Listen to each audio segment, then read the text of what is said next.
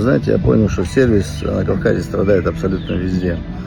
И это не связано как-то с каким-то конкретным городом. Вот я сейчас нахожусь, не буду называть столицу очередного города на Северном Кавказе, но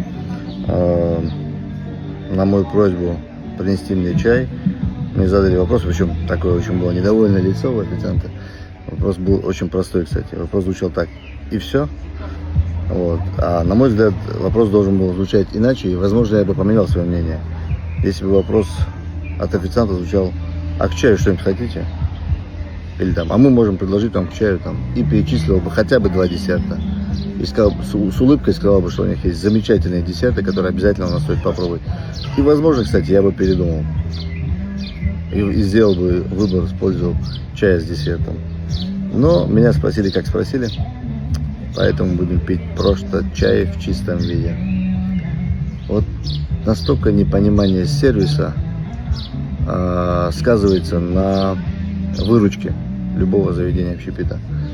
Вот и представьте себе потом, вы можете вложить десятки миллионов рублей в сервис, то есть в смысле в строительство объекта, а просто неприветливый официант уронит вашу выручку как минимум в 2-3 раза. Контролируйте сервис, уважаемые бизнесмены.